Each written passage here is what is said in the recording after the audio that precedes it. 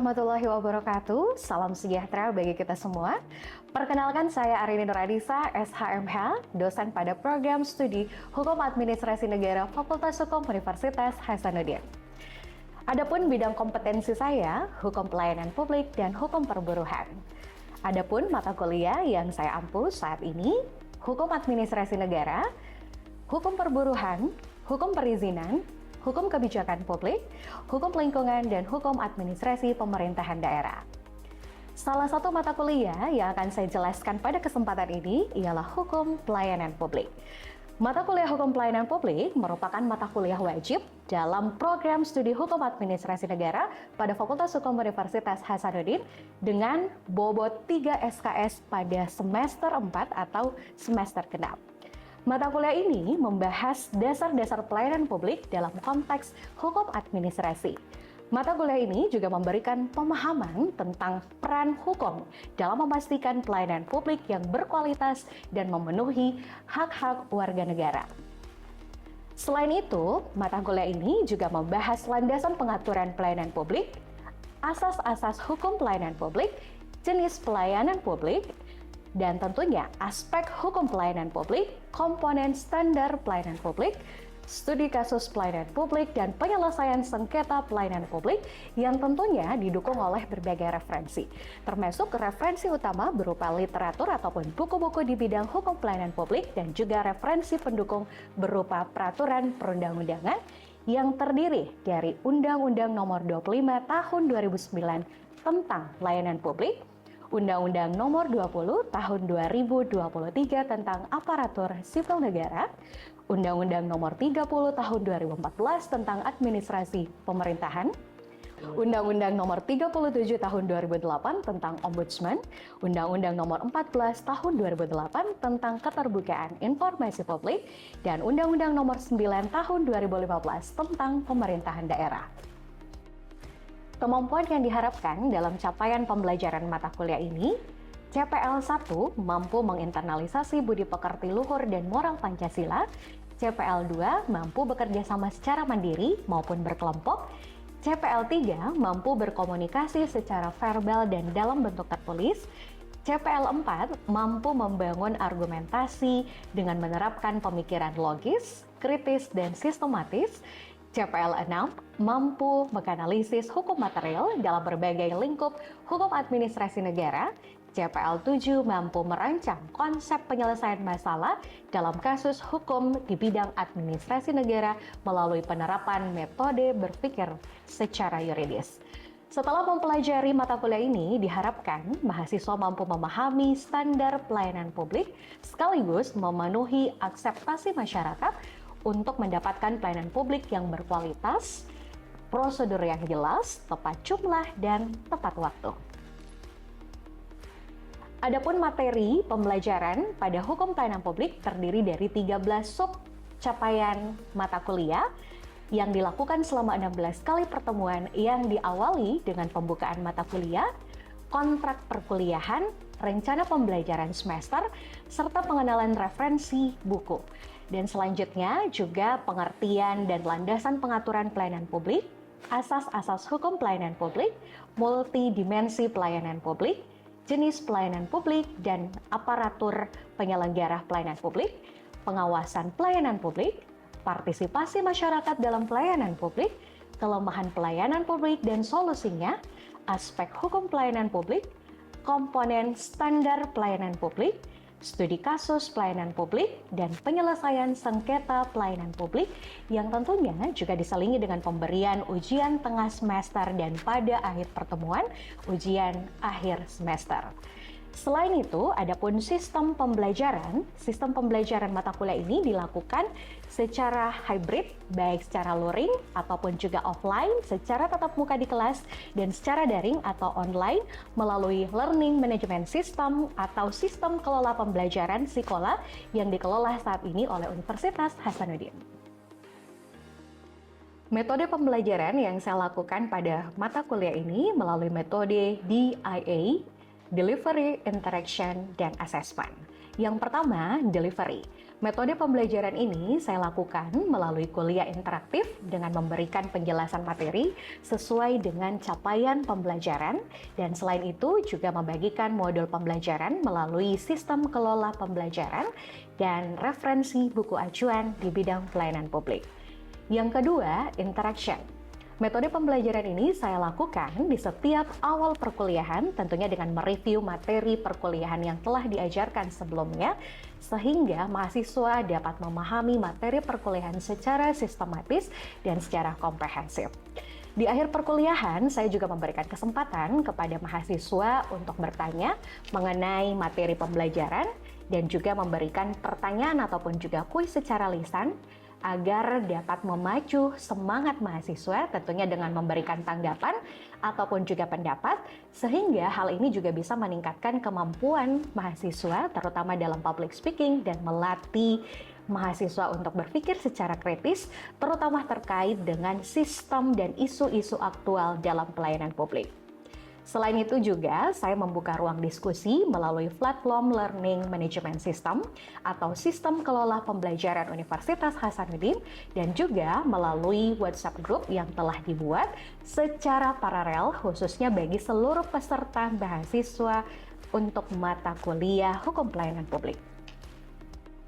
Metode pembelajaran secara interaction juga dapat saya lakukan melalui small group discussion atau diskusi dan problem based learning atau studi kasus, sehingga mahasiswa dapat mengkaji, menganalisis, dan memberikan solusi permasalahan terhadap isu-isu aktual di bidang pelayanan publik yang dapat disajikan melalui presentasi secara berkelompok. Yang ketiga, assessment. Dan juga ini menjadi sebagai bagian dari metode penilaian yang saya lakukan. Yang pertama, kuis atau penugasan yang dilakukan secara struktur maupun kuis secara lisan. Tentunya juga dengan tetap mencatat keaktifan seluruh peserta mata kuliah dengan total bobot penilaian senilai 30%.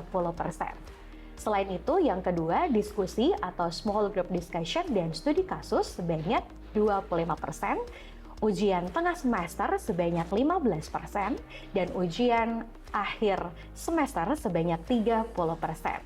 Dan juga saya tetap memperhatikan presensi kehadiran mahasiswa selama pertemuan perkuliahan. Metode penilaian ini juga disesuaikan dengan indikator penilaian dan bobot penilaian yang telah dimasukkan dalam rencana pembelajaran semester, sehingga dapat dilihat dan dapat diakses oleh seluruh peserta mata kuliah. Demikian penjelasan saya mengenai mata kuliah Hukum Pelayanan Publik. Untuk mengetahui lebih lanjut tata cara penyajian mata kuliah Hukum Pelayanan Publik, mari ikuti kegiatan pembelajaran saya di kelas. Terima kasih. Wassalamualaikum warahmatullahi wabarakatuh dan semangat selalu.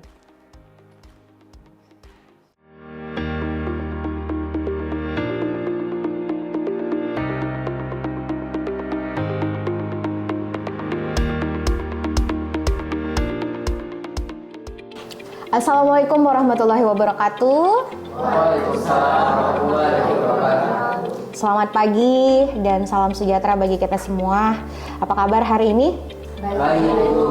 Ya, harus semangat ya. Jadi setiap awal pembelajaran kita harus selalu memulainya dengan semangat, karena semangat itu bisa membangkitkan motivasi tersendiri untuk adik-adik. Apalagi pada hari ini kita akan bersama di pertemuan ke-6 untuk materi aparatur pelaksana pelayanan publik dalam mata kuliah Hukum Pelayanan Publik. Nah, sebelumnya kalau kita melihat kembali terkait dengan sub CPMK atau sub capaian pembelajaran pada mata kuliah ini adalah adik-adik mampu mengidentifikasi kedudukan hukum, hak dan kewajiban aparatur penyelenggara pelayanan publik. Dan tentunya pada hari ini untuk bahan kajian pembelajaran kita, yang pertama ada kedudukan hukum aparatur pelayanan publik, yang kedua hak dan kewajiban aparatur dalam pelayanan publik, dan juga yang ketiga larangan dan kode etik aparatur dalam pelayanan publik, dan yang terakhir adalah pengawasan internal terhadap aparatur pelayanan publik. Nah, sebelumnya kita akan juga menyampaikan beberapa agenda pembelajaran kita pada hari ini. Yang pertama, saya akan mengawali dengan presensi kehadiran. Yang kedua, kita akan review materi sebelumnya dan juga brainstorming. Yang ketiga adalah penjelasan materi perkuliahan kita pada hari ini. Dan yang keempat, nantinya kita akan diskusi dan juga tanya jawab. Dan juga nanti akan saya memberikan assessment ataupun juga penugasan yang nanti akan adik-adik dapat akses pada sistem kelola pembelajaran atau Sikola. Untuk sub CPMK pada materi perkuliahan hari ini itu bobot penilaiannya 4% berdasarkan rencana pembelajaran semester. Baik, untuk yang pertama-tama mungkin kita akan presensi dulu untuk adik-adik. Silakan boleh disiapkan handphonenya masing-masing. Saya akan menampilkan barcode untuk adik-adik bisa mengakses dari presensi kehadiran pada hari ini. Ya, silakan. Semoga semua bisa diakses ya.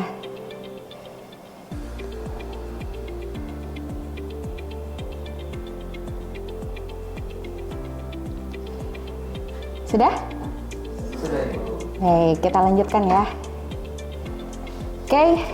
Nah, jadi yang pertama-tama seperti biasanya sebelum kita melanjutkan untuk materi dari aparatur dalam pelayanan publik, kita akan mereview dulu beberapa materi sebelumnya dan juga nanti adik-adik akan secara bergantian untuk menjawab pertanyaan yang sudah tertampil pada slide, terutama yang pertama.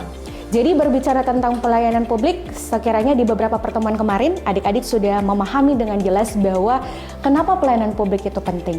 Kenapa kemudian ketika kita berada di negara kita saat ini, di Indonesia, pelayanan publik itu menjadi suatu kewajiban yang diberikan kepada masyarakat sebagai bagian dari perlindungan terhadap hak-hak warga negara. Tapi saya mau mendengar, kira-kira untuk yang pertama, ya, saya berikan kesempatan untuk adik-adik. Untuk pertanyaan pertama, mengapa negara berkewajiban memberikan pelayanan publik kepada setiap warga negara dan penduduk? Saya mau dengar suaranya dulu, mau dengar tanggapannya, kira-kira apa yang adik-adik pahami setelah mempelajari materi-materi yang sebelumnya. Ada yang mau memberikan tanggapan? Baik, yang pertama mungkin saya persilakan Anggi, boleh? Kita dengan NIM 093. Jadi negara berkewajiban memberikan pelayanan publik karena hal itu merupakan bagian dari tanggung jawab konstitusional dalam menjamin hak-hak dasar setiap warga negara dan penduduk. Pelayanan publik mencakup kebutuhan penting seperti pendidikan, kesehatan, keamanan, dan administrasi yang menjadi penopang bagi masyarakat. Tanpa pelayanan publik yang baik, keadilan sosial dan kesejahteraan rakyat tidak akan tercapai. Ini juga sesuai dengan amanat Undang-Undang Dasar 1945 yang menyatakan bahwa negara melindungi segenap bangsa dan memajukan kesejahteraan umum. Kita bisa tangkap ya bahwa memberikan pelayanan publik itu adalah tanggung jawab secara konstitusional dan juga untuk memajukan kesejahteraan umum. Di sini kita bisa melihat bahwa memberikan pelayanan itu adalah sebuah kewajiban karena dia adalah tanggung jawab yang kemudian itu juga menjadi amanah atau cita-cita yang didasarkan pada tujuan negara kita sebagaimana dalam alinea keempat pembukaan Undang-Undang Dasar RI 1945 terkhusus untuk memajukan kesejahteraan umum. Saya masih mau dengar lagi, masih ada? Oh, Alfian. Baik, silakan Alfian. Kami Bu, saya atas nama Alfian dengan NIM B021. Negara berkewajiban memberikan pelayanan kepada masyarakat karena seperti yang kita ketahui bahwa pelayanan publik menjadi tulang punggung kesejahteraan masyarakat. Di mana tanpa layanan yang baik di bidang contohnya di bidang kesehatan, maka kehidupan sehari masyarakat akan menjadi sulit. Baik, terima kasih luar biasa tadi ya dari dua temannya sudah memaparkan bahwa kenapa kemudian pelayanan publik ini penting dan kemudian kenapa negara berkewajiban untuk memberikan pelayanan. Salah satu contoh yang tadi disampaikan oleh temannya Alfian bahwa salah satunya adalah di sektor kesehatan. Kenapa kemudian di sektor kesehatan itu juga memberikan kebutuhan pelayanan publik yang sangat penting dan tentu itu akan ditunjang oleh bagaimana proses pelayanannya, standar pelayanannya, komponen pelayanannya, dan segala macam. Termasuk yang paling utama adalah aparatur dalam pelayanan publik tersebut. Nah, kita lanjut ke pertanyaan yang kedua. Nah, terkait dengan materi kita hari ini, bahwa apakah diperlukan aparatur pelayanan publik dalam penyelenggaraan pelayanan publik? Kira-kira penting atau tidak itu aparatur? Ada yang mau jawab? Ada yang mau jawab? Boleh angkat tangannya? Ya, Bila silakan. Jadi menurut saya Bu, apakah diperlukan aparatur pelayanan? Jadi menurut saya Bu itu sangat penting karena tanpa adanya pelayanan yang profesional dan ramah, pelayanan publik bisa menjadi lambat, membingungkan, dan tidak dapat menjadi keadilan bagi masyarakat sekitar, Ibu. Jadi dari sini, Bu, peran dari aparatur yaitu untuk memberikan pelayanan terhadap masyarakat, memberikan pelayanan yang cepat, yang tepat, dan aman. Jadi tanpa adanya aparatur, pelayanan publik ini, Bu, tidak dapat berjalan dengan baik dan bagaimana semestinya, Bu. Baik, terima kasih untuk Dila tadi ya sudah menjelaskan bahwa beberapa pentingnya aparatur dari pelayanan publik itu. Nah, selain itu, kita mungkin masih mau mendengarkan lagi beberapa pendapat teman-temannya yang lain. Masih ada yang mau menambahkan? Baik, silahkan. Pertanyaannya mengenai apakah diperlukan aparatur pelayanan publik dalam penyelenggaraan pelayanan publik. Menurut saya diperlukan. Kenapa aparatur pelayanan publik sangat diperlukan dalam penyelenggaraan pelayanan publik? Karena mereka adalah pelaksana utama yang menjalankan tugas negara dalam memberikan layanan kepada masyarakat. Sesuai juga dengan prinsip-prinsip pelayanan publik sesuai dengan Undang-Undang Nomor 25 Tahun 2009 tentang pelayanan publik, di mana aparatur memiliki peran penting dalam menerapkan pelayanan publik. Salah satunya yaitu transparansi, di mana aparatur pelayanan publik ini harus transparansi dalam mengambil keputusan, di mana harus melibatkan masyarakat dalam mengambil keputusan atau kebijakan yang dia ambil. Baik, jadi terima kasih untuk tadi Dila dan juga Sri ya yang sudah memaparkan dan memberikan tanggapan bahwa kenapa aparatur pelayanan publik itu penting, karena ada banyak hal yang kemudian terjadi di realitas ya, ketika kita sudah melihat bagaimana bentuk pelayanan yang diberikan kepada instansi, itu semakin banyak pula kendala ataupun juga tantangan ataupun juga berkaitan dengan bagaimana dampak kelebihan dan kelemahan. Namun yang perlu kita pahami dalam konteks pelayanan publik, dalam konsep welfare state di sini, adik-adik boleh melihat bahwa konsep negara tentunya di sini yang memang semula itu dia hanya sebagai penjaga malam atau hanya bertugas untuk menjaga keamanan bagi masyarakat, itu pada akhirnya kemudian berubah dengan adanya konsep welfare state ini dengan mengutamakan kesejahteraan masyarakat. Sehingga dari konsep kita lihat bahwa peralihan prinsip dari peran pemerintah dan negara yang membatasi kehidupan ekonomi dan sosial masyarakat ini menjadi negara dan pemerintah terlibat aktif dalam kehidupan ekonomi dan sosial masyarakat sebagai langkah dalam mewujudkan kesejahteraan umum dan menjaga ketertiban dan keamanan.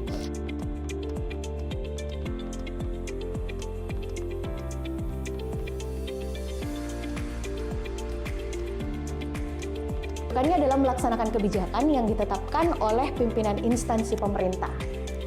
Kemudian, dia harus bebas dari pengaruh dan intervensi semua golongan dan juga partai politik. Karena terkait dengan pelayanan publik, dasar-dasar hukum yang juga mengatur selain Undang-Undang Nomor 5 Tahun 2009 juga ada Undang-Undang 20 Tahun 2023 tentang aparatur sipil negara. Karena aparatur sipil negara ini dia adalah bagian dari pelayanan publik juga. Nah, kira-kira selama adik-adik kemudian pernah berkunjung, mungkin pernah berkunjung ke suatu tempat atau instansi, kira-kira apa yang adik-adik lihat terkait dengan bagaimana respon dari aparatur atau kendala ataupun tantangan, ataupun juga kita lihat bahwa ternyata pelayanan itu sudah sangat memuaskan. Ada yang mau bertanya? Baik, saya persilakan. Baik Bu, perkenalkan nama saya Zika Nurul Awalia dengan NIM 079. Jadi yang seperti kita ketahui bahwa banyak di daerah terpencil warga masyarakat itu sering mengeluh karena pelayanan karena pelayanan administrasi, misal pelayanan dalam pembuatan KTP dan akta kelahiran dan lain-lain. Di sana banyak memakan waktu lama dan seringkali warga ini merasa bolak-balik ke kantor dinas karena petugas tidak berada di kantor tersebut. Padahal sesuai dengan pasal 2 Undang-Undang Nomor 25 Tahun 2009 tentang pelayanan publik yang dimana harus sesuai dengan pelayanan yang harus cepat, tepat, dan sederhana. Pertanyaan saya, bagaimana sih penerapan prinsip kepastian waktunya yang seharusnya sesuai dengan undang-undang tersebut tentang pelayanan publik agar bisa mengatasi masalah lambatnya sistem administrasi yang ada di daerah-daerah terpencil? Terima kasih. Baik, terima kasih atas kesempatan yang diberikan. Saya Aswan dengan NIM 080. Nah, tadi telah dijelaskan terkait dengan salah satu tugas dari pelayanan publik. Nah, salah satu tugas dari pelayanan publik itu sendiri yaitu memberikan pelayanan publik yang profesional dan berkualitas. Seperti yang kita ketahui bahwasanya salah satu tantangan dari pelayanan publik itu adalah akses yang terbatas kepada masyarakat, terutama dalam kasus yang ada di daerah 3T. Nah, apa sih daerah 3T ini? Daerah 3T merupakan daerah yang terdepan, tertinggal, dan terbatas. Nah, sebagai pertanyaan saya sebagai aparatur sipil negara, mungkin berkaitan dengan pertanyaan saya tadi, bagaimana sih solusi terhadap hal-hal tantangan yang tadi, kemudian juga bagaimana sih serta apa regulasi yang dapat diterapkan sebagai aparatur sipil negara?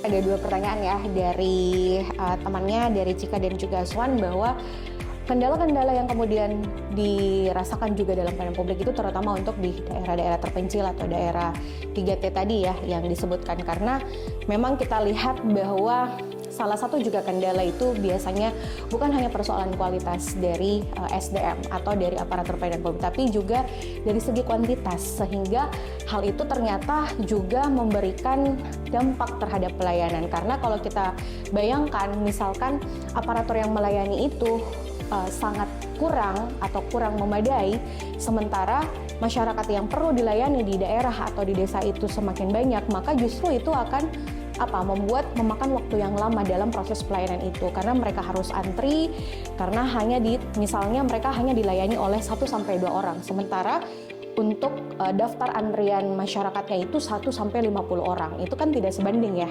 dalam konteks kuantitas. Kemudian melanjutkan tadi dari pertanyaan Aswan bahwa apa solusi yang bisa dihadirkan, kemudian seperti apa regulasi yang kemudian harusnya dihadirkan terkait dengan bagaimana memaksimalkan proses pelayanan publik untuk di daerah-daerah 3T. Nah, kita lihat yang pertama, sebenarnya mulai dari Undang-Undang Dasar RI 1945 itu sudah disebutkan bahwa bagaimana memberikan pelayanan yang seluas-luasnya kepada masyarakat, dan itu adalah hak warga negara sebagaimana penjaminan dari hak asasi manusia di dalam pasal 28. Tapi kemudian lebih lanjut lagi diatur di dalam Undang-Undang 25 tahun 2009 tentang pelayanan publik. Tidak hanya sampai di situ, untuk juga mengatur bahwa bagaimana jalannya proses pelayanan itu, berarti ada wewenang yang perlu dipahami, perlu diketahui, perlu diimplementasikan oleh para aparatur ini, terutama ketika dia sebagai pelaksana di Undang-Undang 30 2014 tentang administrasi pemerintahan. Kalau dari segi regulasi ya, bukan hanya itu, akan dibungkus kembali di Undang-Undang 20 tahun 2023 tentang aparatur sipil negara.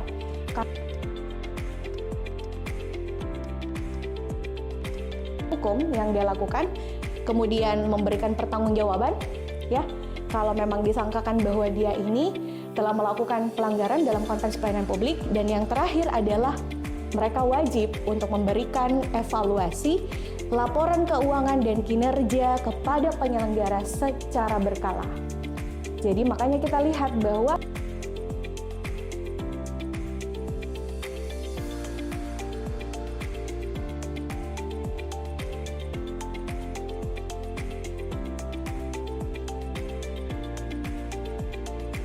perubahan pada struktur regulasi, struktur kemudian sistem pemerintahannya, dan kemudian mengarah kepada sistem pelayanannya, seperti itu. Jadi mungkin kurang lebih seperti itu ya terkait dengan dua pertanyaan tadi. Terima kasih, dan mungkin sebelum kita tutup, kita juga mau mendengar, kalau tadi saya sudah memberikan satu kesimpulan dari saya juga mau mendengar kesimpulan dari adik-adik ya terkait dengan materi kita pada hari ini. Mudah-mudahan sudah dipahami, sudah jelas, ataupun juga saya ingin mengetahui lebih jauh seberapa paham adik-adik terkait dengan materi kita pada hari ini. Ada yang mau memberikan kesimpulan? Ya, Angel, silakan. Baik Ibu, terima kasih atas kesempatannya. Perkenalkan, nama saya Angelina Arneta Jahata dengan NIM terakhir 084. Yang dapat saya simpulkan dari aparatur pelayanan publik di sini, mereka harus tetap sangat diperlukan untuk dalam memenuhi asas-asas umum pemerintahan yang baik. Dalam memenuhi asas-asas umum pemerintahan yang baik, Mereka telah mewujudkan prinsip-prinsip pelayanan publik yang berdasarkan Undang-Undang Nomor 25 Tahun 2009 yang dimana tentang pelayanan publik. Aparatur harus memiliki peran penting dalam menerapkan kepastian hukum dan transparansi.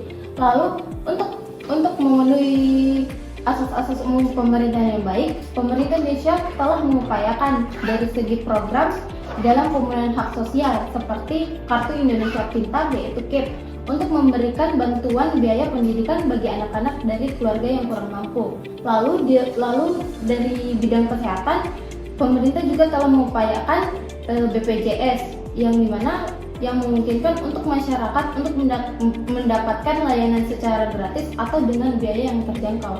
Mungkin hanya itu saja Ibu. Terima kasih Ibu. Baik, terima kasih. Tadi Angel sudah memberikan kesimpulan ya yang sangat komprehensif ya. Di situ kita bisa lihat dengan memberikan beberapa contoh-contoh aplikasi pelayanan publik yang ada saat ini dari berbagai sektor. Di situ kita bisa lihat bahwa ternyata pelayanan publik itu penting, dan salah satu faktor yang mendukung dari kualitas pelayanan publik itu adalah melalui aparatur pelayanan publik itu sendiri. Nah, salah satunya adalah pegawai ataupun juga pimpinan ataupun juga staf yang mungkin adik-adik sering lihat di setiap berkunjung di suatu instansi ataupun juga badan-badan pemerintahan. Dan bisa jadi kemungkinan besar adik-adik di esok nanti adalah calon-calon pemimpin nantinya ataupun juga yang akan menggantikan semua staf-staf nantinya, karena biar bagaimanapun adik-adik adalah generasi penerus selanjutnya ya yang kita harapkan. Nah, sebelum kita tutup perkuliahan kita pada hari ini, seperti janji saya tadi, saya akan memberikan penugasan kepada adik-adik. Ada kuis individu yang adik-adik harus kerjakan, dan kuis ini sudah saya masukkan di dalam Sikola, sistem kelola pembelajaran sekolah kita, yang dimana adik-adik bisa akses lebih lanjut ya. Kemudian izin saya tampilkan ya sebagai bahan untuk adik-adik. Untuk deadline-nya pun juga sudah saya masukkan, jadi adik-adik tinggal melihat, terutama untuk di sub CPMK ke-6 ya. Untuk modul pembelajaran kita juga sudah saya masukkan, silakan adik-adik bisa baca lebih lanjut. Kemudian untuk assignment-nya, tugas individu pelayanan publik ini sudah ada di Sikola, sistem kelola pembelajaran, silakan adik-adik akses. Untuk deadline-nya saya kasih penugasan juga di dalam penugasan tersebut. Saya rasa cukup untuk hari ini. Ada yang kurang dipahami dari tugasnya? Ya, tolong dikerjakan dengan baik, perhatikan prosedur penulisan penugasannya, dan terutama untuk deadline saya tidak mengharapkan ada lagi chat-chat atau apapun itu yang menyebutkan telat mengumpulkan tugas karena tidak memperhatikan deadline waktunya. Saya rasa cukup dari saya. Terima kasih banyak untuk hari ini. Semoga seluruh materi yang sudah kita ajarkan bukan hanya untuk hari ini, tapi di pertemuan-pertemuan selanjutnya itu menjadi salah satu pemahaman yang komprehensif bagi adik-adik ya. Jadi tidak hanya memahami setiap satu bab saja, tapi kita menginginkan nantinya adik-adik betul-betul memahami bahwa kenapa hukum pelayanan publik itu penting. Dan terakhir dari saya sangat mengapresiasi untuk keaktifan adik-adik hari ini. Dari pertemuan pertama hingga hari ini cukup progres ya. Adik-adik sudah mulai berani untuk menyampaikan pendapatnya, sudah mulai berani berbicara, dan sudah mulai percaya diri. Kita aplaus dulu dong untuk semuanya. Baik, sekali lagi terima kasih. Saya akhiri. Mohon maaf kalau ada kekurangan. Wabillahi taufiq wal hidayah. Wassalamualaikum warahmatullahi wabarakatuh. Selamat pagi dan semangat selalu.